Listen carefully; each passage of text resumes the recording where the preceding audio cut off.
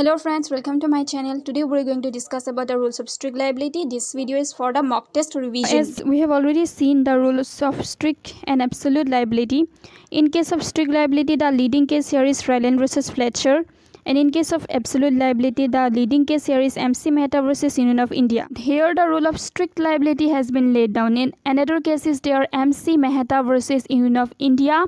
This is in the context of India, where the rule relating to the absolute liability has been laid down. Now, so this video will be helpful for your next mock test preparation. This is a kind of revision and nothing else than that. Its citation is 1868. It's a very old case.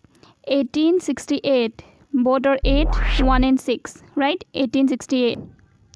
Now first of all, I am going to discuss about the facts of the case. Facts of the case of Ryland versus Fletcher. So the facts were like that. The defendant got a reservoir constructed. The defendant. Every case has two parties, plaintiff and defendant. Here Mr. Defendant, that's why he was the defendant, got a reservoir constructed. There is to be two land. Land was belonged to the defendant. Land 2 belonged to the plaintiff. The plaintiff already had a coal mine in his own land, the adjoining land. So the defendant got a reservoir constructed by an independent contractor. Here you need to note one point. The reservoir was being constructed by a person called independent, not person but by independent contractor. Now we have read the rules of vicarious liability, where a master is liable for the wrong committed by his servant. But in case of independent contractor, the master is not liable as a general rule, right? So the defendant constructed the reservoir over his own land. For what purpose? Of course, by an independent contractor over his land for providing water to his mill. The defendant held certain kind of mill. He wanted water for the mill, so he constructed the reservoir. Okay, which the contractors failed to observe and so did not. Then there were old disused shafts, kind of something like that. Old disused shafts, which the independent contractors failed to observe and so did not block them. Now this was the fault of independent contractor, right? When the water was filled in the reservoir, it burst through the shafts. Now when water was filled in the reservoir, it burst through the shafts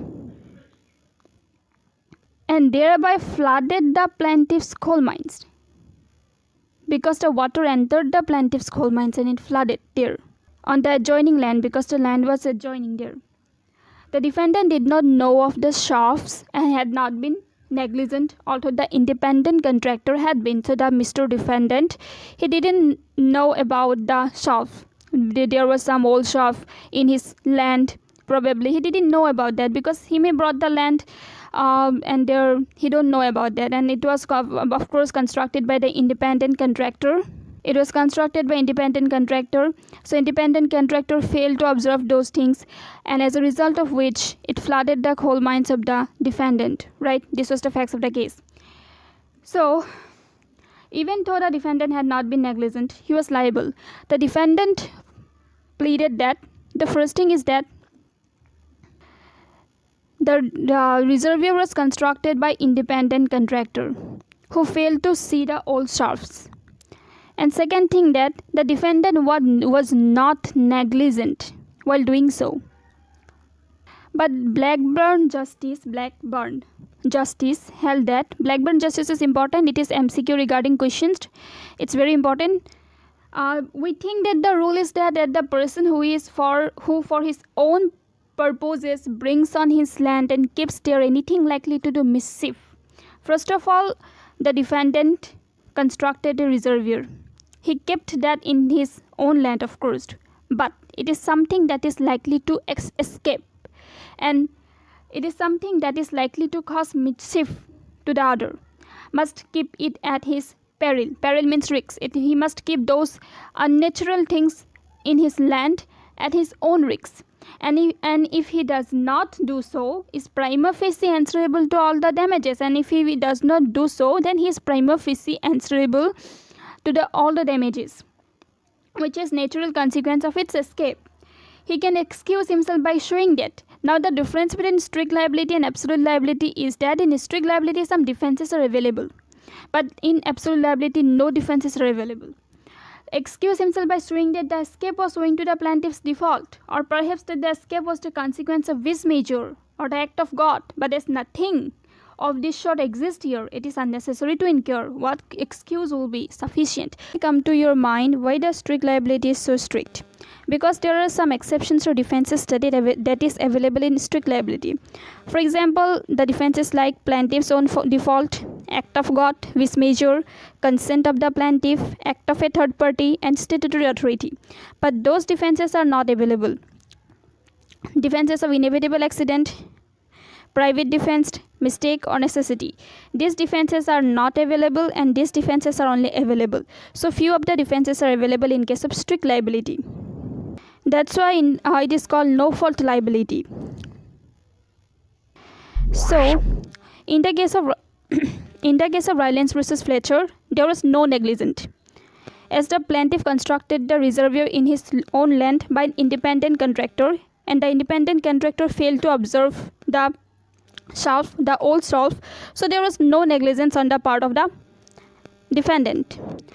But there was no intention. Second point is there was no intention. It was not intentional. It was not negligent. And the third point was that the defendant was very careful while doing so, but the mistake was made by an independent contractor. And according to the rules of the vicarious liability, a master is not liable for the conduct of an independent contractor. Despite all these things, the defendant was made liable in that case. So that's why this is the case of strict liability. For strict liability, there should be some essentials like dangerous thing, escape, and non-natural use of land.